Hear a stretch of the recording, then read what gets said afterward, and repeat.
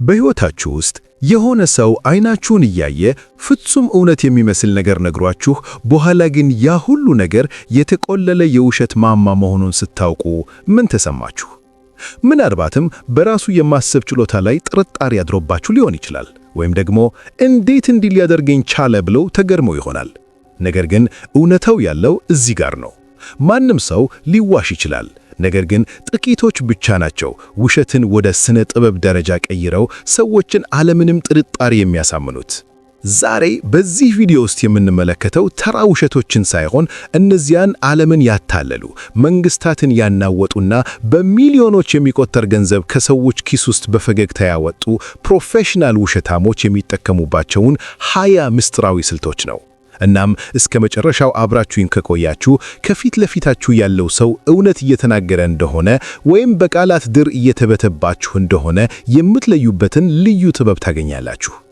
ጉዞአችንን ከመጀመራችን በፊት አንድ እውነተኛና አስገራሚ ታሪክ ላካፍላችሁ። ፍራንክ አባግኔል የተባለውን ሰው ታውቁታላችሁ። ምናልባትም ካች ሚ ኢፍ ዩ ካን የሚለውን ፊልም አይታችሁት ይሆናል።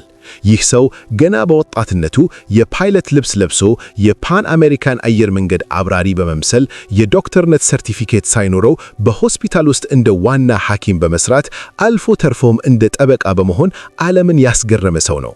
እናም የሚገርመው ነገር እነዚህን ሁሉ ሲያደርግ የነበረው ምንም አይነት የትምህርት ዝግጅት ኖሮት ሳይሆን የውሸት ጥበብን በሚገባ ስለተረዳ ብቻ ነበር። ታዲያ ፍራንክ እንዴት ተሳካለት? መልሱ ያለው እሱ በሚጠቀማቸው ስልቶች ውስጥ ነው። እሱም ሆኖ ሌሎች ፕሮፌሽናል ውሸታሞች ዝም ብለው አይዋሹም። ይልቁንም የእርሶን ስነ ልቦና፣ ፍላጎት እና ድክመት በሚገባ ያጠራሉ። ለዛሬው ቆይታችንም እነዚህን የተወሳሰቡ ስልቶች አንድ በአንድ እየፈታን ራሳችሁን እንዴት መጠበቅ እንዳለባችሁ እና የውሸት መረብ ውስጥ እንዳትገቡ የሚረዱ ቁልፍ ነጥቦችን እናያለን። ከመቀጠላችን በፊት ግን አንድ ጥያቄ ላቅርብላችሁ። እናንተ በሕይወታችሁ የገጠማችሁ ትልቁ ውሸት ምንድን ነው? ወይም ደግሞ በጣም አሳማኝ ሆኖ ያገኛችሁት የውሸት ታሪክ ካለ እስቲ ኮሜንት ላይ ጻፉልን። እንዲሁም ይሄ ቪዲዮ ለብዙ ሰው እንዲደርስ ላይክ ማድረጋችሁን እና ለቻናሉ አዲስ ከሆናችሁ ሰብስክራይብ በማድረግ የቤተሰባችን አባል መሆናችሁን እንዳይረሱ። አሁን እንግዲህ ወደ ዋናው ጉዳይ እንግባና ፕሮፌሽናል ውሸታሞች የሚጠቀሙበትን የመጀመሪያውንና ዋነኛውን ስልት እንመልከት። ይህም የእውነት ቅንጣቢን በውሸት መሃል መጨመር ይባላል። አንድ ፕሮፌሽናል ውሸታም 100% ውሸት አይናገርም። ምክንያቱም ሙሉ በሙሉ ውሸት የሆነ ታሪክ በቀላሉ ሊፈርስ ይችላል። ይልቁንም በታሪኩ መሃል የማይካዱ እውነታዎችን፣ ትክክለኛ ስሞችን ወይንም የተከሰቱ ድርጊቶችን ጣል ያደርግበታል።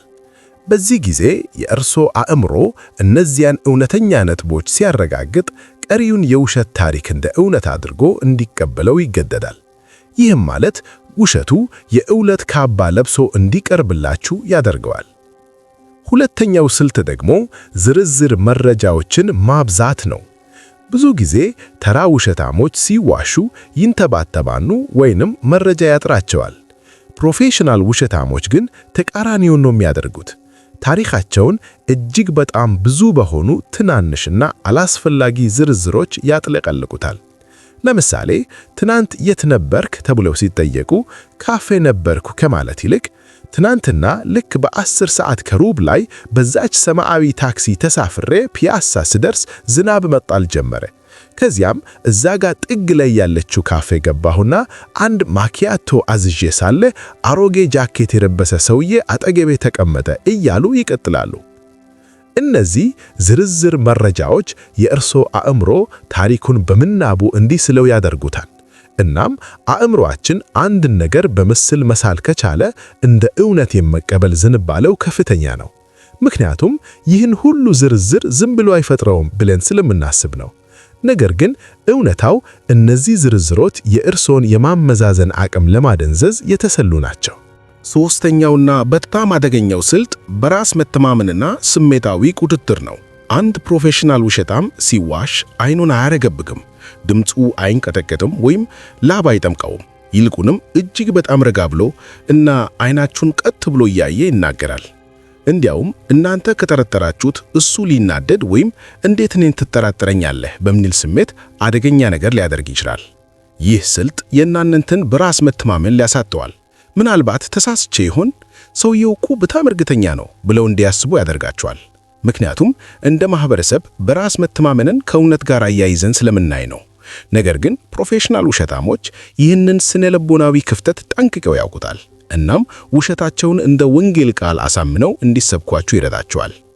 በአራተኛ ደረጃ የምናገኘው የሰዎችን ድክመትና ፍላጎት ማጥናት ነው። አንድን ሰው ለማታለል በመጀመሪያ ያ ሰው ምን እንደሚፈልግ ማወቅ ግድ ይላል። ፕሮፌሽናል ውሸታሞች ሰለባዎቻቸውን አስቀድመው ያጠናሉ።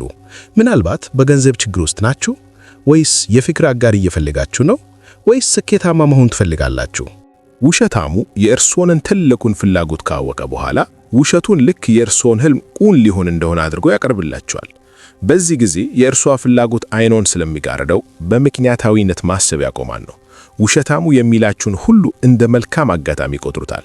ይህም ማለት እርሶ እንዲዋሽሎት እየፈቀዱለት ነው ማለት ነው። ምክንያቱም እውነቱ ከሚጎዳውት ይልቅ ውሸቱ ቢያስደስታችሁ ስለሚመርጡ ነው። አምስተኛው ስልት ጥፋተኝነትን ወደ ሌላ ማዞር ዲፍሌክቲንግ ኤንድ ብሌሚንግ ይባላል። አንድ ውሸታም ጥቅስ ሲያዝ ወይም ማስረጃ ሲቀርብበት ወዲያውኑ ርዕሱን ይቀይራል ወይም ደግሞ እርሶን ጥፋተኛ ለማድረግ ይሞክራል። ለምን ስልኬን አየህ? እኔን አታምነኝም ማለት ነው? የኛ ግንኙነት እምነት ከሌለው ምን ዋጋ አለው? በማለት ዋናውን ጥያቄ ትቶ የእርሶን ስነ ምግባር መተቸት ይጀምራል። በዚህ ጊዜ እርሶ ስለ ውሸቱ መጠየቅዎን ትተው ራስዎን መከላከል ላይ ያተኩራሉ። ውሸታሙም አለምንም ቅጣት ከሁኔታው ያመልጣል። ይህ ስልት በተለይ በቅርብ ግንኙነቶች ውስጥ በጣም የተለመደና አደገኛ ነው። ምክንያቱም በሰዎች መካከል ያለውን እምነት ለግል ጥቅሙ ስለሚጠቀምበት። ስድስተኛው ዘዴ ውስብስብነትን መጠቀም ኮምፕሌክሲቲ ኤንድ ጃርገን ነው።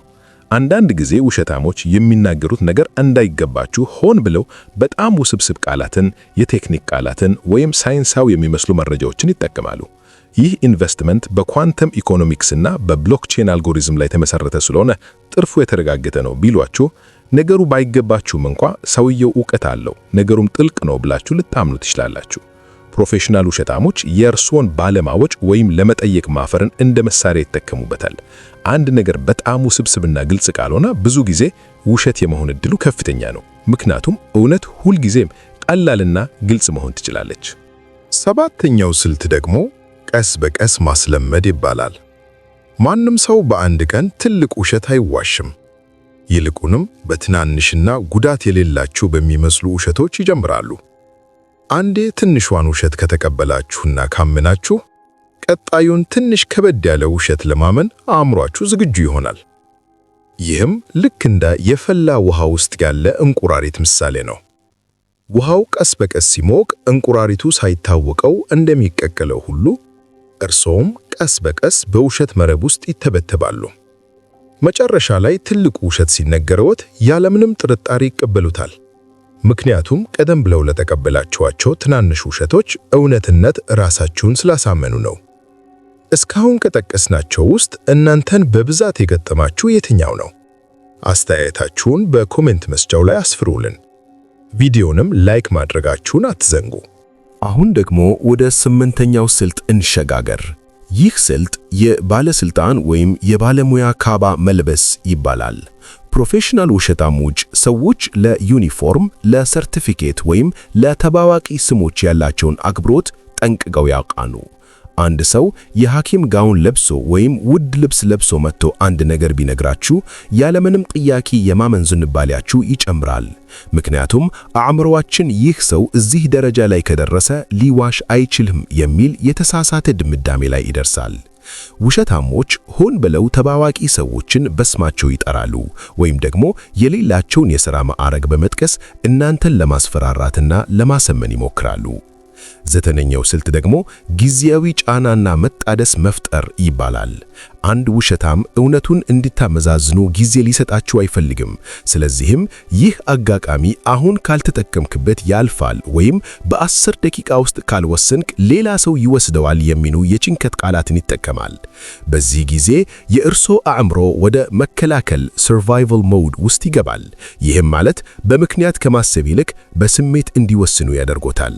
ፕሮፌሽናል ውሸታሞች እርሷን በማጣደድ ብቻ የማይሆኑ ውሸቶችን እንዲትቀበሉ ያደርጓቸዋል። 10ኛው ስልት የተጎጂነትን ስሜት መጠቀም ነው። ይህ ስልት በጣም ተንኮለኛ ነው፣ ምክንያቱም ውሸታሙ ራሱን እንደ ተበዳይ አድርጎ በማቅረብ የእርሶን ርኅራኄ ለማግኘት ይሞክራል። ለምሳሌ ያደረገው ጥፋት ሲደረስበት ይህ የሆነው በልጅነቴ በደረሰብኝ በደል ምክንያት ነው ወይም ሁሉም ሰው እኔን ለማጥቃት ነው የሚሞክረው በማለት የጥፋተኝነት ስሜት እንዲሰማችሁ ያደርጋል። እርሶ ለእርሱ በማዘን ላይ ሳላችሁ፣ እሱ ግን በጀርባችሁ ሌላ የውሸት መረብ እየሸረበ ሊሆን ይችላል። ይህን ስልት የሚጠቀሙ ሰዎች የእርሶን ደግነት እንደ ድክመት ነው የሚቆጥሩት። 11ኛው ስልት የማህበራዊ ማስረጃ መፍጠር ይባላል። ሰዎች ብዙ ጊዜ ሌሎች ሰዎች ያመኑትን ነገር የማመን ዝንባሌ ያላቸው። ፕሮፌሽናል ውሸታሞች ይህንን ያውቃሉ። ስለዚህም እገሌም እኮ አምኖኛል ወይም ብዙ ሰዎች በዚህ ተጠቃሚ ሆነዋል የሚሉ የውሸት ምስክርነቶችን ያቀርባሉ። አንዳንዴም የውሸት የኮሜንት ሂሳቦችን ወይም የውሸት ደጋፊዎችን በመጠቀም ነገሩ እውነት እንደሆነ ለማስመሰል ይጥራሉ። እናንተም ይህ ሁሉ ሰው ካመነው እውነት መሆን አለበት ብላችሁ በራሳችሁ ጥርጣሬ ላይ ትፈርዳላችሁ። ነገር ግን ማስታወስ ያለባችሁ ብዙ ሰው ስላመነው ብቻ ውሸት እውነት ሊሆን አይችልም። ከመቀጠላችን በፊት እስካሁን ካየናቸው ውስጥ በጣም የገረማችሁ የትኛው ነው? በእውነት ፕሮፌሽናል ውሸታሞች የሰውን ስነ ልቦና እንዴት እንደሚቆጣጠሩት ማየት ያስገርማል አይደል? ይሄ ቪዲዮ ጠቃሚ ሆኖ ካገኛችሁት ሰብስክራይብ በማድረግ ለጓደኞቻችሁ ሼር አድርጉላቸው። ራሳቸውን ከእንደዚህ አይነት ሰዎች እንዲጠበቁ ይረዳቸዋል። አሁን ደግሞ ወደ 12ኛው ስልት እንለፍ። 12ኛው ስልት በመረጃ ጎርድ ማጥለቅለቅ ይባላል። ይህ ከዝርዝር መረጃ ማብዛት ጋር ይመሳሰላል፣ ነገር ግን ይለያል።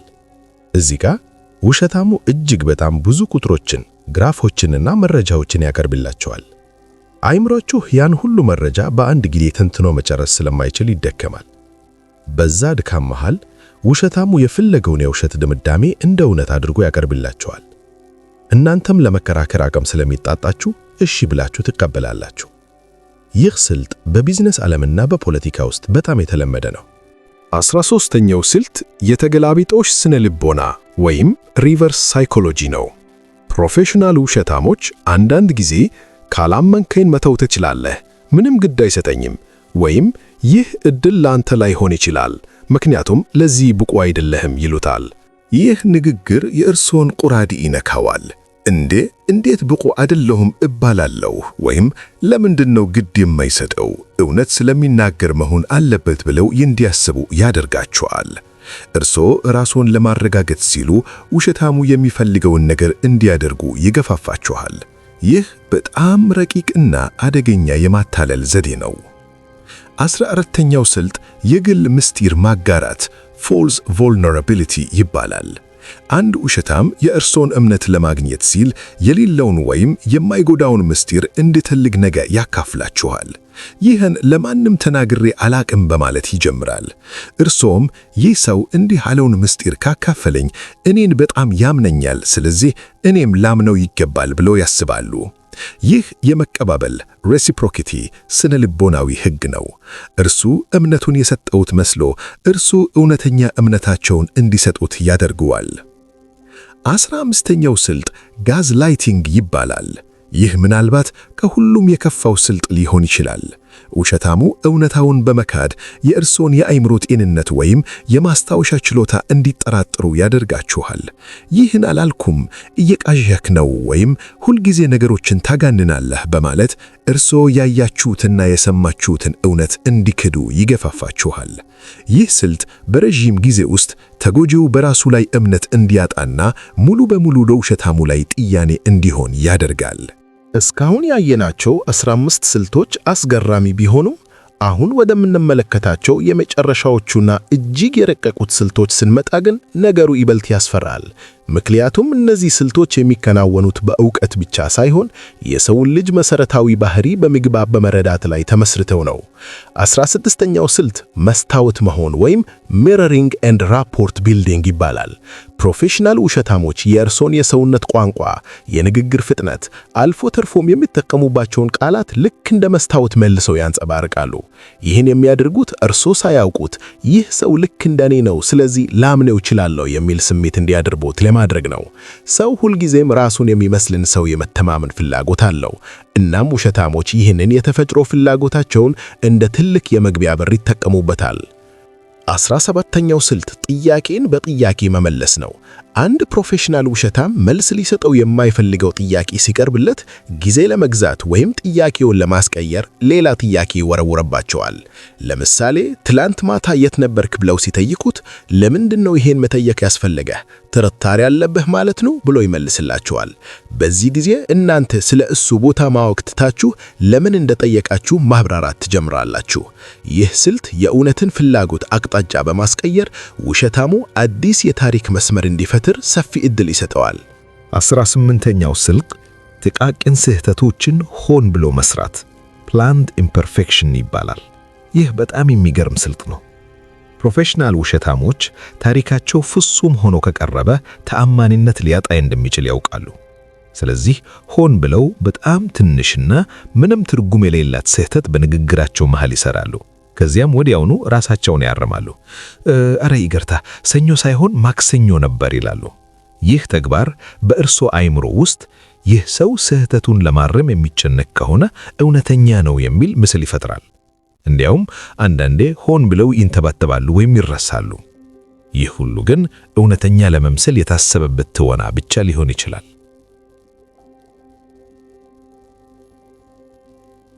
19ኛው ስልት የሞራል የበላይነትን መጠቀም ነው። ውሸታሙ የእርሱን ሐሳብ ካልተቀበላችሁ እንደ መጥፎ ሰው፣ እንደ ጠባብ አመለካከት ያለው ወይም እንደ ኋላ ቀር አድርጎ ሊስላችሁ ይሞክራል። ይህ ኢንቨስትመንት ድሆችን ለመርዳት የተዓለመ ነው፣ በዚህ ካልተሳተፍክ ለሰው ልጅ አታስብም ማለት ነው የሚሉ የሞራል ጫናዎችን ይጠቀማል። በዚህ ጊዜ እናንተ መጥፎ ሰው ላለመባል ብቻ እውነታውን መመርመር ትታችሁ እሱ የሚላችሁን ትቀበላላችሁ። ፕሮፌሽናል ውሸታሞች የእርሶንን የሞራል እሴቶች በመጠቀም እርሶንኑ መልሰው ያጠምዷችኋል። እናም የመጨረሻው 20ኛው ስልት የውሸት ትህትና እና ምስጋና false humility and flattery ይባላል። ሰዎች ሲመሰገኑ የመከላከያ አጥራቸው ይወርዳል። አንድ ውሸታም እጅግ በጣም በትህትና በመቅረብና የእርሷን ችሎታ ወይም ውበት በማጋነን በማድነቅ አእምሮአችሁን ያደነዝዘዋል። አንቱን የመሰለ ብልህ ሰው ይሄን እንደማይጠፋው አውቃለሁ በማለት ውሸቱን ይጀምራል። እርሶ በምስጋናው ሰክረው ሳለ እሱ ግን ውሸቱን እንደ ጣፋጭ መርዝ ያጠጣችኋል። ትህትናውም ሆነ ምስጋናው እርሷን ለማዳከም የተሰሉ መሳሪያዎች ናቸው። እንግዲህ እነዚህ 20 ስልቶች ፕሮፌሽናል ውሸታሞች ዓለምን የሚዘውሩባቸው ሚስጥሮች ናቸው። ታዲያ አሁን ጥያቄው ራሳችንን እንዴት እንጠብቅ የሚለው ነው። አንደኛ፣ ሁልጊዜም ለስሜታችሁ ሳይሆን ለሎጂካችሁ ቦታ ስጡ። አንድ ነገር እውነት ለመሆን በጣም የሚከብድ too good to be true መስሎ ከታያችሁ ብዙውን ጊዜ ውሸት ነው። ሁለተኛ፣ ጥያቄ ከመጠየቅ አትቆጠቡ። እውነተኛ ሰው ጥያቄ ሲቀርብለት አይቆጣም፣ ይልቁንም ያብራራል። ሶስተኛ፣ በጊዜያዊ ጫና ውስጥ ሆናችሁ ውሳኔ አትስጡ። ማንኛውም እውነተኛ ዕድል ነገም ይቆያል። ይህ ቪዲዮ አይኖን እንደከፈተው ተስፋ አደርጋለሁ። ስለ ውሸት ጥበብ ያለን ቆይታ እዚህ ላይ ያበቃል። ነገር ግን የእናንተ አስተያየት ለኔ በጣም አስፈላጊ ነው። ከእነዚህ 20 ስልቶች ውስጥ እናንተን በጣም ያስደነገጣችሁ የትኛው ነው? ወይም ደግሞ ያጋጠማችሁን ታሪክ በኮሜንት ላይ ብታካፍሉን ሌላው ተመልካች ከእናንተ ተሞክሮ እንዲማር ይረዳዋል። ቪዲዮውን ከወደዳችሁት ላይክ አድርጉ። ለወዳጅ ዘመዶ ሼር በማድረግ ከመታለል ይታደጓቸው። እንዲሁም እንደዚህ ያሉ ጥልቅና ስነ ልቦናዊ ቪዲዮዎች እንዲደርሷችሁ ሰብስክራይብ ማድረጋችሁንና የደውል ምልክቷን መጫናት ዘንጉ። በሚቀጥለው ቪዲዮ እስክንገናኝ ድረስ ንቁ ሆናችሁ እውነቱን ከውሸት እየለያችሁ በሰላም ቆዩልኝ።